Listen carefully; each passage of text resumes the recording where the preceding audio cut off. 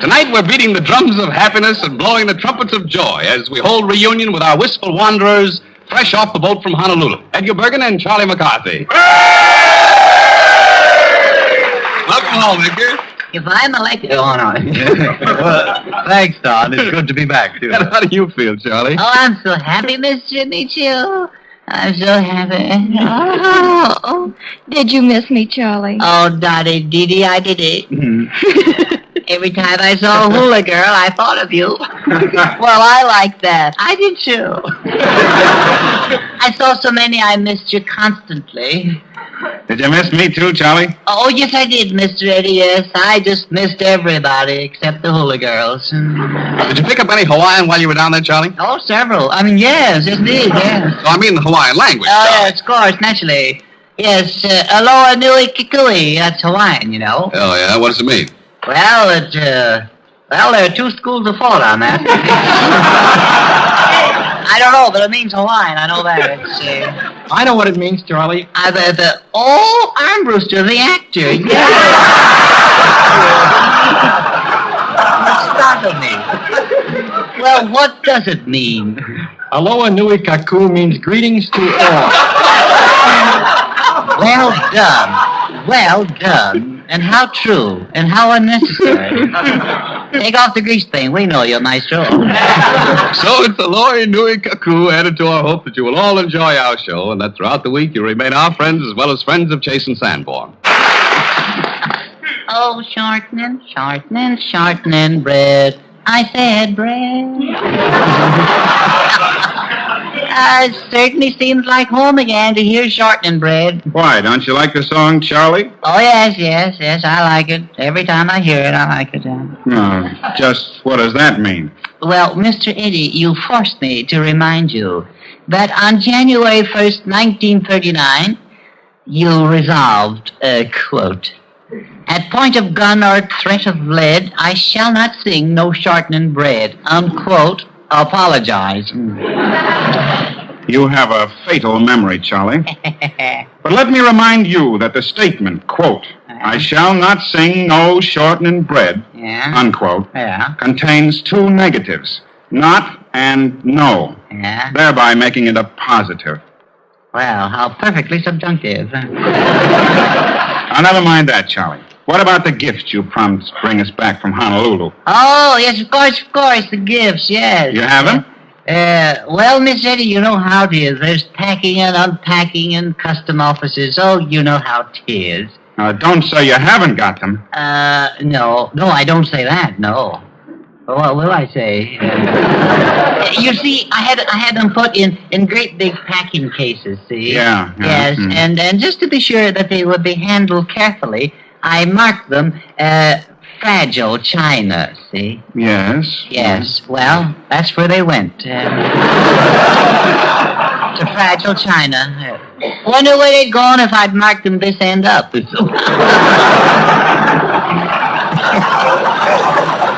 Charlie, never mind about the presents. All we care about is your presence. Oh, Mr. Michi Witty, it what? Oh, it's awful. Look, Charlie, did you have a good time in Honolulu? Well? I judge you enjoyed it, Charlie? It was wonderful, Mr. Nietzsche. Wonderful. I went surfing, too. Yeah, I tell you, I had more fun on those seagoing ironing boards. Yeah. Edgar, did you ride the surfboards too? Oh, yes, Don. It's a great sport, for building up the muscles. Oh, yeah. Yeah. I wish you could have seen me standing on that board riding in on the waves. Yeah, I wish you could, too. He looked like a wishbone standing on an empty platter.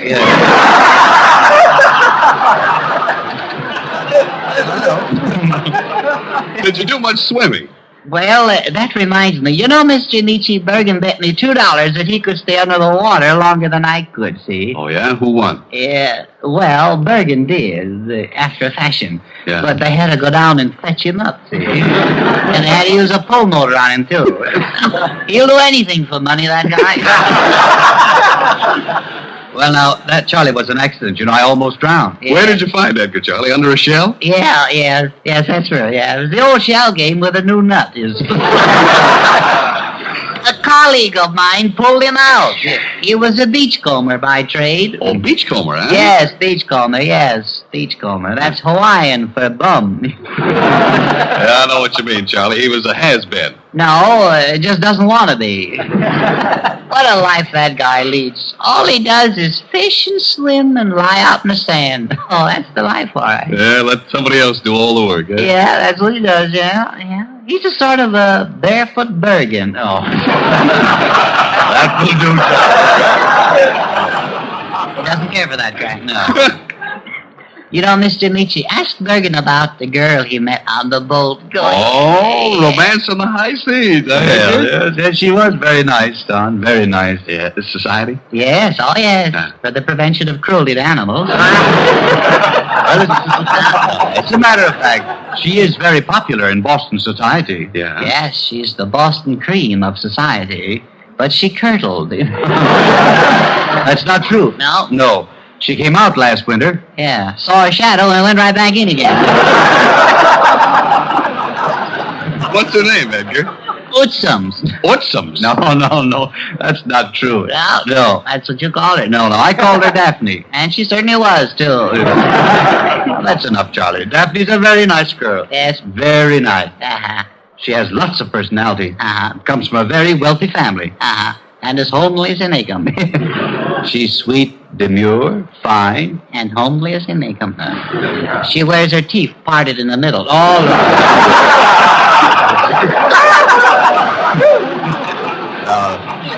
No, that's all Charlie thinks about. Ah, Girls who are beautiful. well, you can't hate a guy for that. Daphne has more than looks. Yeah, she has anything but looks. She has a monopoly on crow's feet. No, now listen. No. After all, it's time that you realize, Charlie, that beauty is only skin deep. Well, that's deep enough for me. I'm no cannibal. No. Boy, she really sounds a mess. You think you're kidding? Charlie, I resent that. Why? Well, she's a lovely girl, Don. Yeah. Yes, in the evenings we would sit up on the boat deck there with the wind blowing through our hair. Yeah. Blowing through what? Yeah. Edgar, look, tell us. You can trust us. What did you two talk about, huh? Oh, nothing, Don. His usual subject, yeah. We had such perfect understanding, I don't know, we would sit for hours in silence, just gazing at each other.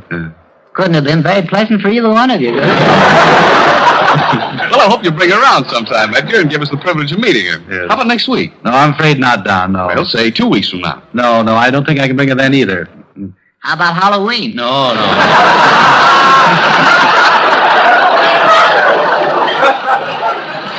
Don, do you frighten easily? Well,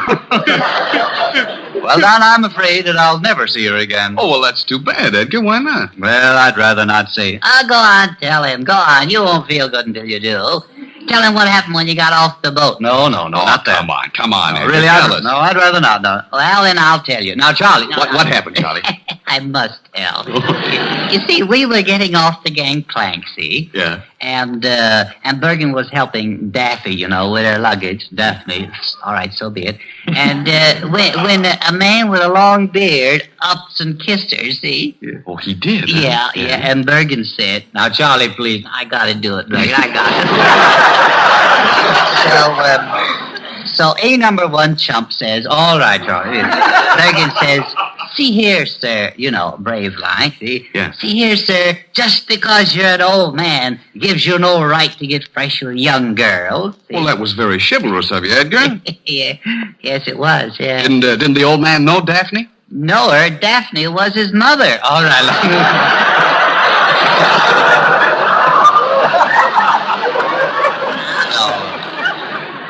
Well, mistakes are human. Yeah, but you're the only one who falls in love with him.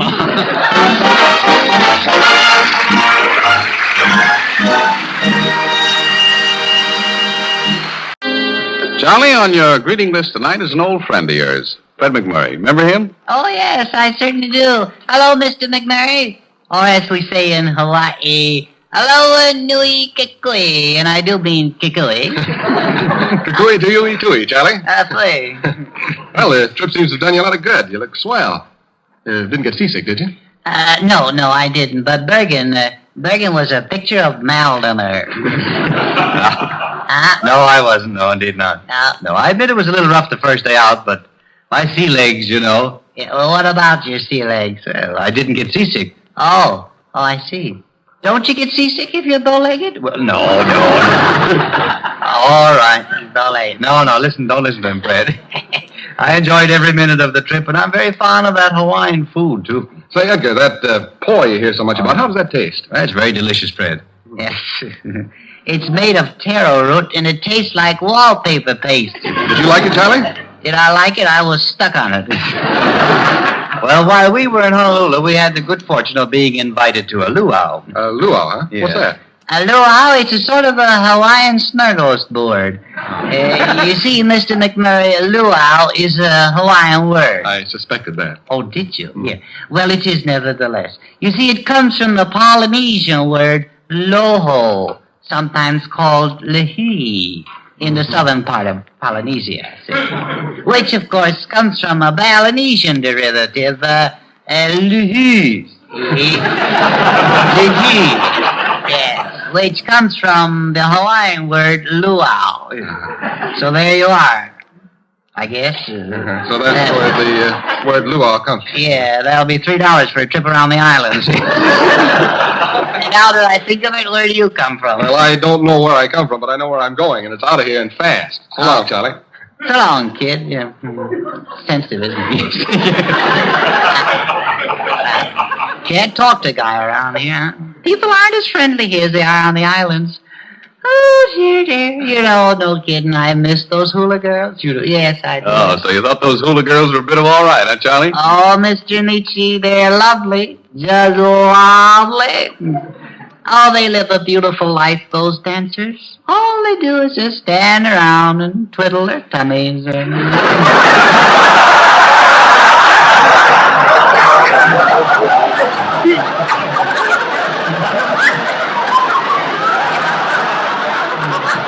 Well, Charlie, we have a native girl here to greet you. Oh, good. A native of California. Very nice, too. Helen Broderick. Who? Helen Broderick. Oh, character woman, huh? Nevertheless, you must meet her. Yeah? Well, if I must, I must. So, wheel her in. I must say that's a fine way to greet a friend. Wheel her in. Pay no attention to me, Miss Broderick. Just ignore me. I'm not myself today. Well, whoever you are, you're just as disagreeable. Yeah. Well, thank you. Why, Miss Broderick, you shouldn't talk to me that way. I've been away, you know. Yeah. Yes. I've been to Honolulu. So what? So, hey, Bergen. Yes, Do I have to be nice to this, her? Yes, you do. Yeah? Yes. But she, no, never mind that. No. Always act polite. Oh, all right. But I'm only acting. Yes, I know. Oh, Miss Broderick. What is it, Splinter Puss? Why?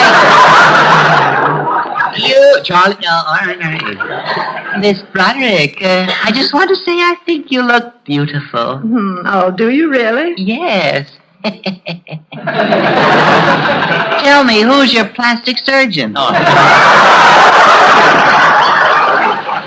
Another crack like that, McCarthy, and I'll split you in half and use you for bookends. Oh. Listen, you Model T loudspeaker. You'll apologize for that right now. Oh, very well, Mr. Bergen. Miss Broderick, if I've said anything that I'm sorry for, I'm glad. Well,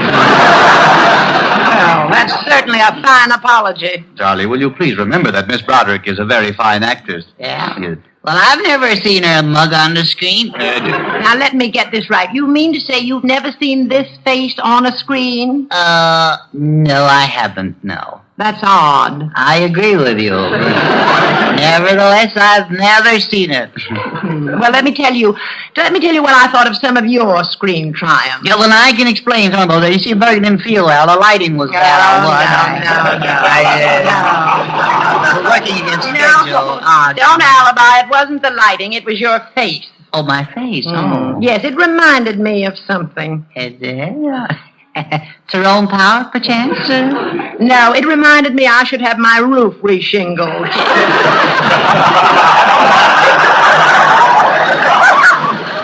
Is that so, huh? Bergen, you know there are only 2 people in this whole world that I really hate. Is that so? Yes. Well, who are they? Why should I mention her name twice? Listen, you animated hitching post. I want you to understand you can't insult me. Well, don't say I didn't try. This is a fine settle, a fish. What's the matter? I don't know. After I've been feasting my eyes on those beauties in Honolulu, I have to come back here and meet you. Well, Charlie, people made too much of a fuss over you in Hawaii, and I just thought I'd bring you down to earth. Down to earth? You buried me.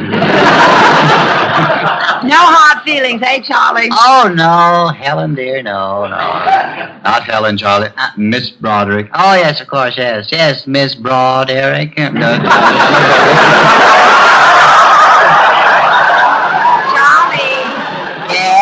Charlie, shall we kiss and make up? Oh, we learned that mad at each other. Tell you what I'll do. I'll teach you how to dance the hula, Miss Broderick. Isn't it pretty difficult to learn, Charlie? No, I can teach you in 2 shakes. Well, you know, Helen, it's very interesting about that hula dancing. You know, every movement has a meaning. And the gestures in the dance, tell a complete story. That's right, yeah. I shall now dance the story of the traveling salesman in Schenectady. That's